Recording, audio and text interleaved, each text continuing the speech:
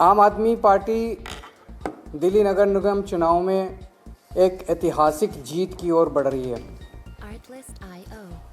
भारत की राजनीति के अंदर हमने ही रिकॉर्ड बनाया था 70 में से 67 सीट का, और मैं समझता हूं कि दिल्ली नगर निगम के इस चुनाव में आम आदमी पार्टी अपने ही रिकॉर्ड को तोड़ने जा रही है और उससे भी ज़्यादा बड़ा रिकॉर्ड आम आदमी पार्टी बनाने जा रही है।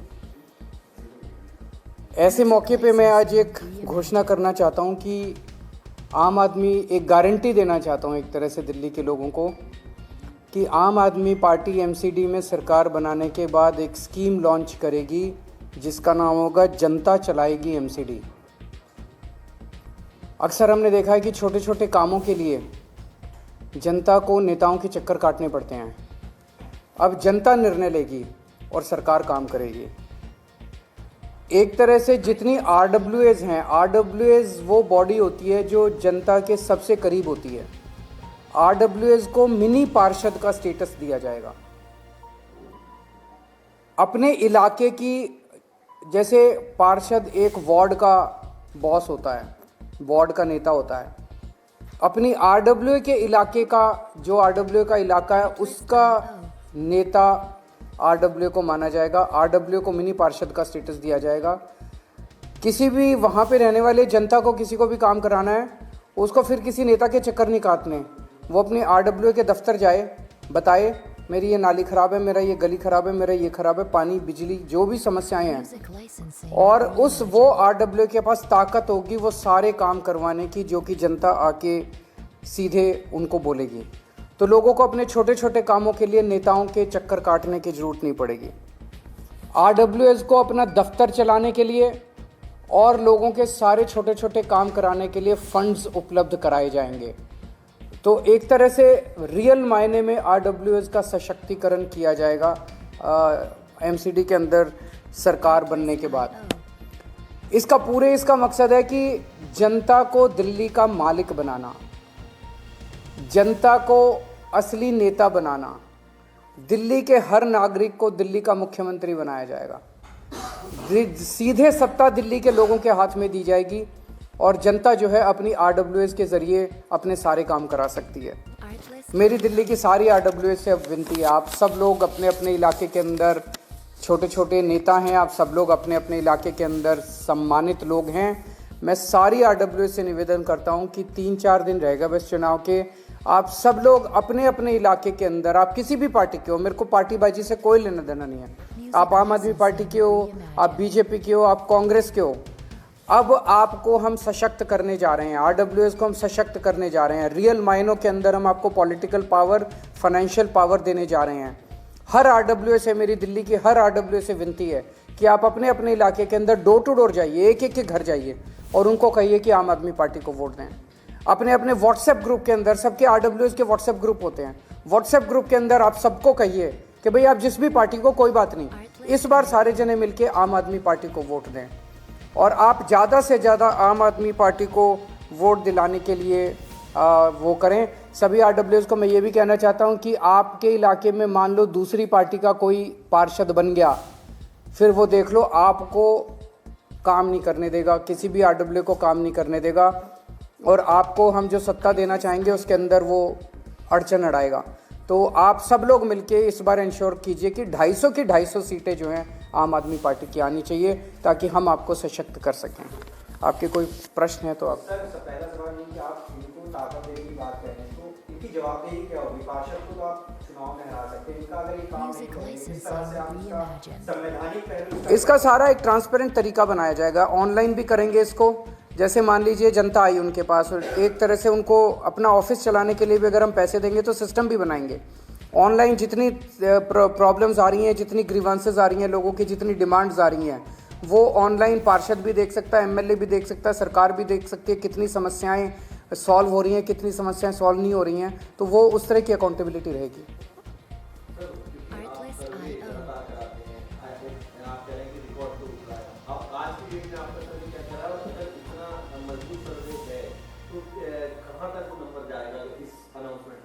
मैंने जैसे पहले भी कहा था 230 क्रॉस करना चाहिए मेरे हिसाब से। 250 में से 230 क्रॉस करना चाहिए। बीजेपी की 20 से कम आनी चाहिए, ऐसा मेरा मानना है। मेरा तो मैं ये चुनाव जो है मैं चाहता हूं कि दिल्ली का हर व्यक्ति केवल चुनाव में वोट डालने ना जाए, चुनाव में एक्टिवली पार्टिसिपेट करे, प्रचार करे, अच्छी पार्टी का प्रचार करे, ईमानदार पार्टी का प्रचार करे, घर घर जाके प्रचार करे। सब लोग प्रचार करो, सब लोग अपने अपने व्हाट्सएप ग्रुप में डालो, अपनी अपनी डीपी बदल लो, डीपी में झाड़ू का चुनाव चिन्ह लगा लो, सारे लोग इसको आंदोलन बना दो इस चुनाव को। कश्मीर फाइल्स पे सरकार को काफी कुछ सुनना पड़ा है, कुछ हुआ उस पर क्या कहेंगे? क्या हुआ है? कश्मीर फाइल्स बोला गया कि इस तरह की फिल्म कैसे पहुंची है?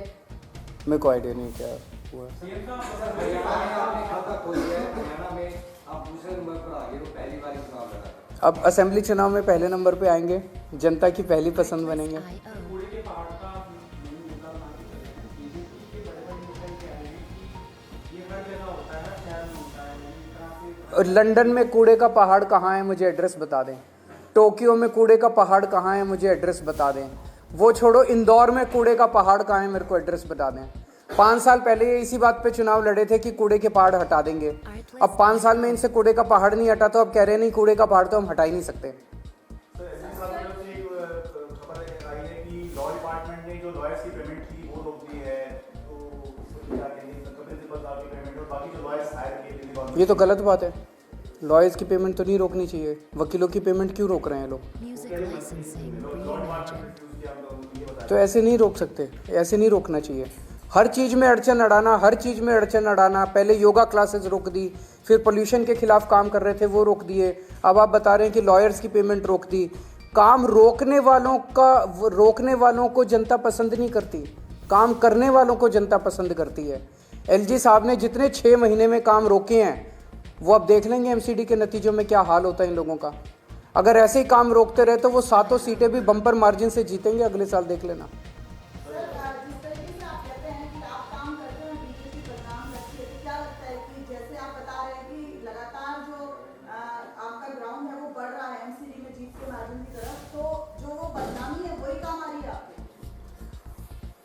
बदनामी कौन सी है? वीडियो जो इन्होंने निकाले हैं, मैं आपको इसका मैं जवाब दे देता हूँ। जनता बड़ी सयानी होती है, इनको लगता है कि जो पार्टियां जनता को बेवकूफ़ समझती हैं वो पार्टियां ही ख़त्म हो जाती हैं।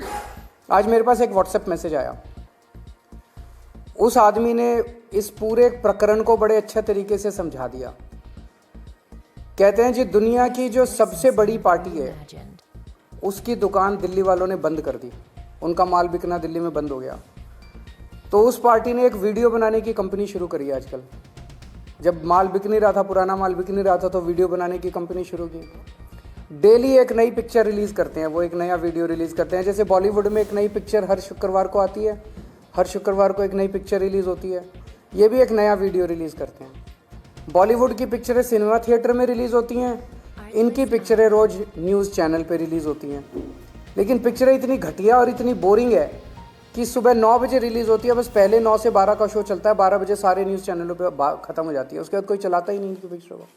उसमें ना गाने ना डांस, इनकी पिक्चरों में, इनके वीडियो में कुछ भी नहीं है, कोई देखता ही नहीं है। इनसे निवेदन है कि कुछ वो इनके नेता का एक वो रिंकिया के पापा का डांस डाल दें, उसमें वो बेबी बियर पी के नाचे छम छम छम, वो डाल दें तो पिक्चर थोड़ी चल तो जाए।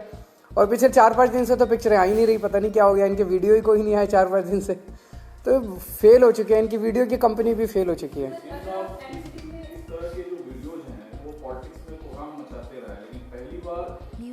मैंने बताया कि वीडियो इतने बोरिंग हैं, वीडियो में कोई कंटेंट नहीं है। वीडियो को थोड़ा एंटरटेनिंग बनाएंगे तभी तो वीडियो चलेंगे, तभी तो पिक्चरें चलेंगी, उसमें कुछ भी नहीं है, इतने बोरिंग वीडियो हैं।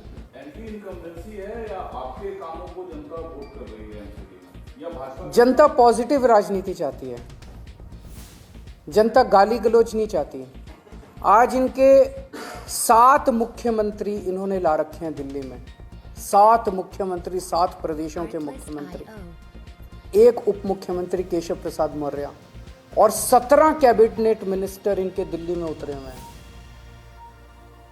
इतने सारे नेताओं की क्या ज़रूरत पड़ गई, क्योंकि 15 साल में कुछ काम नहीं किया। अगर कुछ काम कर देते तो इतने नेताओं की ज़रूरत नहीं पड़ती, इतने नेताओं को उतारने की ज़रूरत नहीं पड़ती। फिर एक कैबिनेट मिनिस्टर से मैं पूछ रहा था, मैंने कहा क्या करते हो? कहते जी हमको एक ब्रीफ दिया जाता है जब हम आते हैं चुनाव प्रचार के लिए तो हमें 2 पेज का एक ब्रीफ मिलता है, भाई ये बोलना है आपको। तो बोला जो उसमें ब्रीफ था उसमें इन्होंने कोई काम ही नहीं लिख रखे थे भाई 15 साल में क्या काम किए। तो बोला हमने पूछा पार्टी से भाई क्या काम गिनाए, तो उसमें बोला बस केवल गालियाँ लिखी हुई थी कि केजरीवाल को ये गालियाँ देनी है। तो केवल केजरीवाल को गालियाँ देने से आप चुनाव जीतना चाहते हो जनता के बीच में? मेरे को गाली दे के कहते हैं केजरीवाल के पैर तोड़ देंगे, केजरीवाल की आंख फोड़ देंगे। मैं कहता हूं मैं दिल्ली को साफ सुथरा करूंगा, कहते हैं केजरीवाल की टांगे तोड़ देंगे। मैं कहता हूं मैं दिल्ली को चमकाऊंगा, दिल्ली का गंद निकालूंगा, कूड़ा हटाऊंगा, कहते हैं केजरीवाल की आंखें फोड़ देंगे। ऐसे तुम चुनाव जीतना चाहते हो? अगर तुमने 15 साल में, आज मैं जेपी नड्डा जी ने अभी कुछ, उनको मैं चैलेंज करता हूँ, एक काम गिना दो 15 साल में तुमने जो एक काम किया है, एक काम नहीं किया। इनका केवल एक ही 1 पॉइंट एजेंडा है, केजरीवाल को गाली दो। इनका केवल 1 पॉइंट एजेंडा, एलजी साहब से सारी दिल्ली के काम रोको। काम रोकने वालों को, गालियां देने वालों को वोट नहीं मिलता, काम करने वालों को वोट मिलता।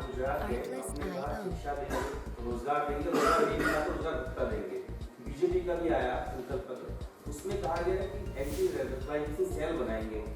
क्या ये जरूरी है? रोजगार है वो चीज जरूरी है? जनता तय कर लेगी। अब देख लेना 8 तारीख को, 7 तारीख को जनता को तय करने दो। चलो ओके, थैंक यू।